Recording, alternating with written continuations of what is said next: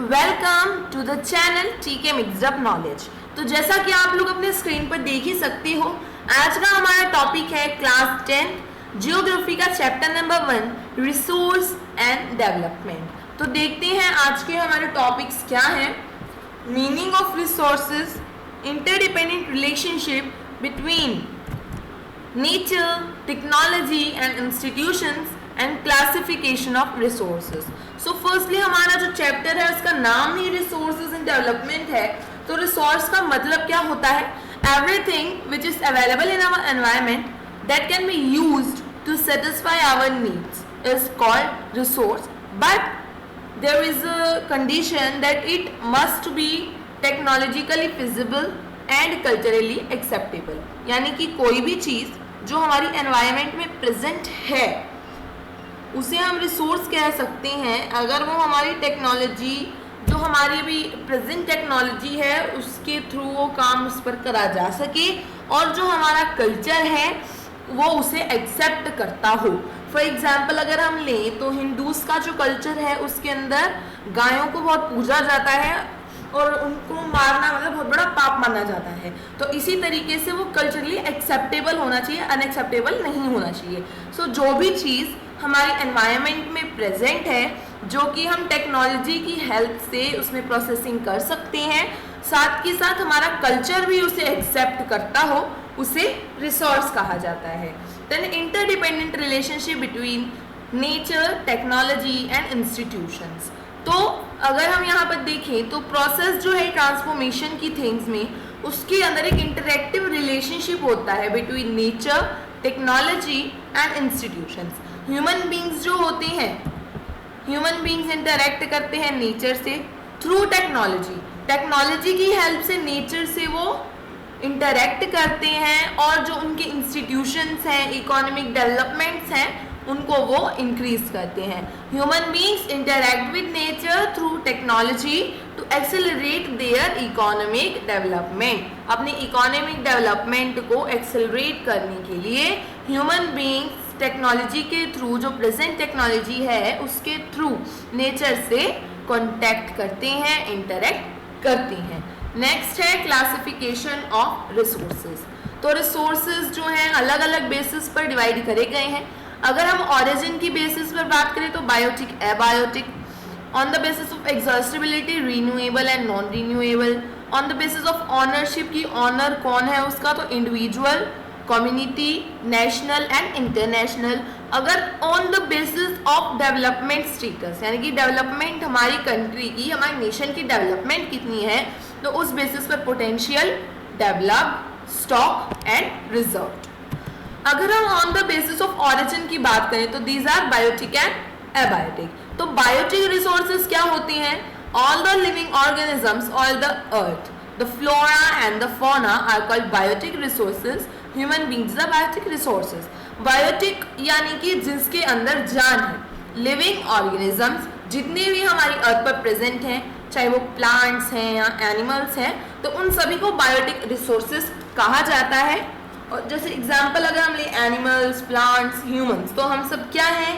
हम biotic resources हैं। अगर एबायोटिक रिसोर्सेज की बात करें तो जितनी भी नॉन लिविंग थिंग्स हैं अर्थ पे वो एबायोटिक रिसोर्सेज में आती हैं, जैसे रॉक्स, मिनरल्स, मेटल्स। तो ये सब हमारी एबायोटिक रिसोर्सेज हैं। सेकेंड टाइप है ऑन द बेसिस ऑफ एग्जॉस्टेबिलिटी, यानी कि हम उन्हें क्या, हमें एग्जॉस्ट उन्हें कर सकते हैं या नहीं कर सकते, यानी कि उन्हें दोबारा यूज करा जा सकता है या नहीं।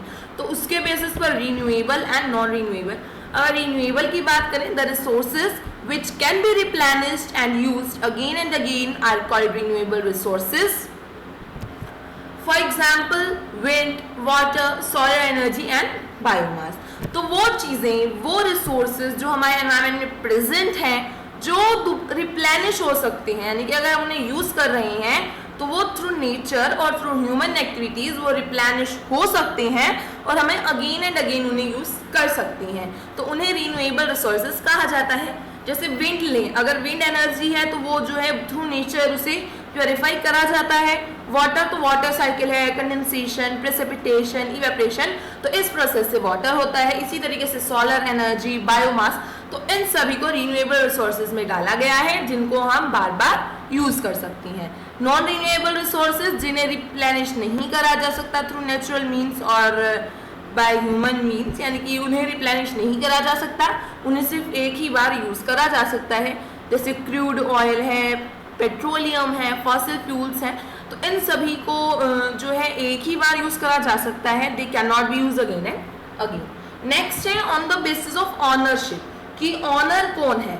तो इसके बेसिस पर 4 टाइप्स हैं, individual, community, national and international. Individual जो कि किसी प्राइवेट इंडिविजुअल के थ्रू, किसी एक पर्सन के थ्रू ऑन करा जाए, जैसे कि अगर कोई प्लॉट है, कोई घर है, कोई प्लांटेशन एरिया है, पॉन्ड्स हैं, वेल्स हैं, तो ये सब क्या होते हैं, these are the examples of individual resources. वो रिसोर्सेज जो कि किसी इंडिविजुअल के थ्रू, किसी एक पर्सन के थ्रू ऑन करे जा सके हों, यानी कि वो उसके अंडर हों, तो उन्हें इंडिविजुअल रिसोर्सेज कहा जाता है। Community owned resources, the resources which are accessible to all the members of community, village commons like grazing grounds, burial grounds, village ponds, public parks, picnic spots, playground in urban areas are the examples of community on resources. तो जो resources एक पूरी community, जैसे कि अगर यहाँ पर कोई सोसाइटी है बाय नेम XYZ, कोई भी एक सोसाइटी है, उसके अंदर कोई एक पार्क है, तो वो क्या है, उस सोसाइटी में जितने भी मेंबर्स रहते हैं वो सभी उस पार्क में जा सकते हैं। तो वो क्या है, एक कम्युनिटी ओन्ड रिसोर्स है, जिसके अंदर उस कम्युनिटी के सभी मेंबर्स उसको यूज कर सकते हैं, उसके अंदर जा सकते हैं। अगर विलेज की बात करें तो ग्रेजिंग ग्राउंड्स हैं जहाँ पर गायों को चराया जाता है, या फिर विलेज पॉन्ड्स हैं, पब्लिकली जो पार्क्स होते हैं, पिकनिक स्पॉट्स हैं, तो ये सब क्या है, ये कम्युनिटी ऑन रिसोर्सेज के एग्जाम्पल हैं, जिसके अंदर सभी जो लोग जो कि कम्युनिटी से बिलोंग करते हैं वो सब उन्हें यूज कर सकते हैं। अगर हम नेशनल रिसोर्सेज की बात करें तो वो रिसोर्सेज जो हमारी गवर्नमेंट, जो हमारा नेशन चलाता है, यानी कि जो हमारी गवर्नमेंट है, सरकार है, उनके अंडर बेसिकली कहा जाता है नेशनल रिसोर्सेज को। So all the resources that are belonging to a nation are called national resources. जितने भी मिनरल्स हैं, forest, water resources, highways, roads, wildlife, land, तो ये सभी क्या है, नेशनल रिसोर्सेज हैं। मिनरल्स को हम अपने आप से नहीं निकाल सकते, we want the permission from the government और फ्रॉम द नेशन। फॉरेस्ट को हम नहीं काट सकते, लॉज बनाए हुए हैं। वाटर रिसोर्सेज को डिस्ट्रॉय नहीं कर सकते, हाईवेज पे भी हमारा कोई कंट्रोल नहीं है, ये सभी नेशन के अंडर आती हैं। Land with in the political boundaries, जितनी भी पॉलिटिकल हमारी बाउंड्रीज हैं, फॉर एग्जाम्पल इंडिया, तो इंडिया की जो पॉलिटिकल बाउंड्री है उसके अंदर की सारी एरिया किसके अंदर आएगा, हमारे गवर्नमेंट के अंदर आएगा, हमारे नेशन के अंदर आएगा। And oceanic area up to 12 nautical miles from the coast termed as territorial water and resources they belong to the nation। तो वो एरिया, जैसे ओशियंस का एरिया होता है तो वो डिवाइडेड होता है हर कंट्री में, तो 12 nautical miles यानी कि अबाउट 22.2 किलोमीटर तक का जो एरिया होता है, जिसे टेरिटोरियल वाटर के नाम से भी कहा जाता है, तो ये सब एरियाज जो होते हैं वो नेशनल रिसोर्सेज के अंडर आते हैं। नेक्स्ट है इंटरनेशनल रिसोर्सेज। कुछ रिसोर्सेज होते हैं जो कि इंटरनेशनल इंस्टीट्यूशंस के थ्रू रेगुलेट करे जाते हैं। जो इंटरनेशनल इंस्टीट्यूशंस के अंडर रिसोर्सेज होते हैं उन्हें कोई भी कंट्री, कोई इंडिविजुअल कंट्री यूज नहीं कर सकती, उसके लिए इंटरनेशनल इंस्टीट्यूशन जो है उनकी परमिशन लेनी पड़ती है। The oceanic resources beyond nautical meals, यानी कि वो एरिया जो कंट्री के अंडर आ गया वो तो ठीक है, बट उससे आगे जो एरिया है जो किसी कंट्री के अंडर नहीं आ रहा, वो इंटरनेशनल इंस्टीट्यूशंस के अंडर आता है, एक्सक्लूसिव इकोनॉमिक जोन के अंडर आता है, जिसके अंदर से कोई मिनरल है, ऑयल है, तो कोई भी कंट्री उसके अंदर से वो चीज़ नहीं ले सकती। They want the permission from the international institution to get those resources.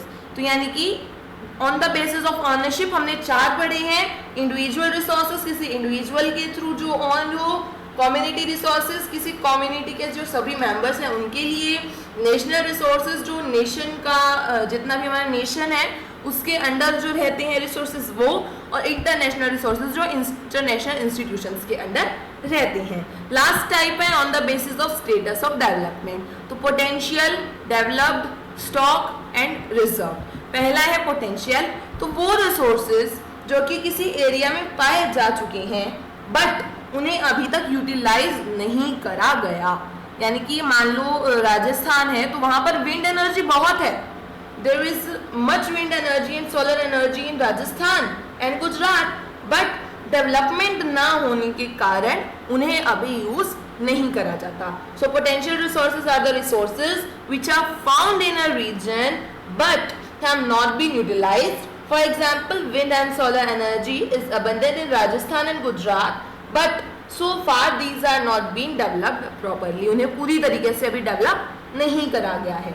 Developed resources are those that have been surveyed, their quantity and quality have been determined and are being used in the present times. Developed resources वो resources हैं जिनको सर्वे कर लिया गया, उनकी quantity और quality जो है उसे डिटरमाइन भी कर लिया गया है, जान लिया गया है और उन्हें अभी प्रेजेंट टाइम में यूज भी करा जा रहा है। द डेवलपमेंट ऑफ रिसोर्सेज, जो डेवलपमेंट है रिसोर्सेज की वो किस पर डिपेंड है कि हमारी टेक्नोलॉजी कितनी एडवांस है और फिजिबिलिटी की लेवल्स क्या हैं। जैसे विंड पावर है, हाइड्रो पावर है, सोलर पावर है, तो ये सब हम अभी यूज कर सकते हैं। नेक्स्ट है stock resources, these are the resources that have been surveyed but cannot be used due to lack of technology। यानी कि स्टॉक रिसोर्सेज वो रिसोर्सेज हैं जिन्हें सर्वे तो कर लिया गया है, क्वांटिटी क्वालिटी भी जान ली गई है, बट टेक्नोलॉजी की कमी होने के कारण, यानी कि हमारी टेक्नोलॉजी इतनी डेवलप्ड नहीं है कि हम उसे यूज कर सके। तो जैसे कि हाइड्रोजन है, वाटर में से हाइड्रोजन और ऑक्सीजन कंपाउंड्स को अलग करा जा सकता है, बट हमारी टेक्नोलॉजी भी इतनी एडवांस्ड नहीं है कि हम ऐसा कर सकें, तो वो एक स्टॉक रिसोर्स है। लास्ट है रिजर्व्ड रिसोर्स, तो रिजर्व रिसोर्स जो होते हैं स्टॉक्स के ही कुछ एक सबसेट होता है, जैसे कि एग्जिस्टिंग टेक्नोलॉजी के थ्रू यूज करना स्टार्ट कर दिया है, समझना स्टार्ट कर दिया है, बट उन्हें यूज करना अभी स्टार्ट नहीं हुआ है। इन्हें स्टोर करके रखा गया है, रिजर्व करके रखा गया है, ताकि हमारे जो फ्यूचर की जो रिक्वायरमेंट्स हैं उन्हें पूरा करा जा सके। जैसे डैम्स के अंदर वाटर है, फॉरेस्ट है, तो इन सबको रिक्वायरमेंट्स की पूरी करने के लिए आगे जो जनरेशन्स आएंगी उनकी रिक्वायरमेंट्स जो है उनको फुलफिल करने के लिए इन सबको रिजर्व करा गया है। तो हमने देखा on the basis of origin, biotic and abiotic, living और नॉन लिविंग।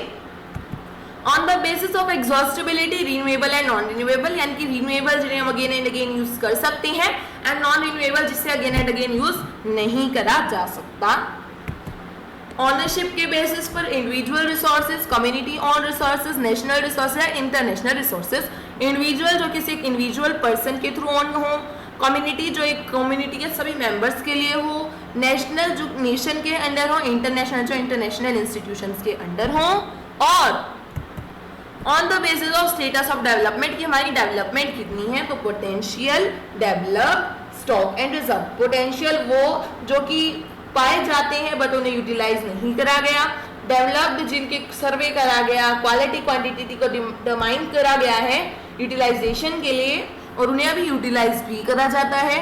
स्टॉक रिसोर्सेज हमारी कम टेक्नोलॉजी लेवल जो है हमारी टेक्नोलॉजी का कम होने के कारण उन्हें यूज नहीं करा गया है। और रिजर्व्ड रिसोर्सेज स्टॉक रिसोर्सेज के सबसेट जिन्हें अभी एग्जिस्टिंग टेक्नोलॉजी के साथ यूज करने स्टार्ट नहीं करा गया है बट उन्हें रिजर्व करके रखा गया है ताकि फ्यूचर जो है वहाँ पे जो जनरेशन्स होंगी उनकी डिमांड्स को पूरा करा जा सके। तो अभी के लिए तो इतना ही है गाइस, नेक्स्ट पार्ट देखना, उसके अंदर आगे के टॉपिक्स को कवर करेंगे।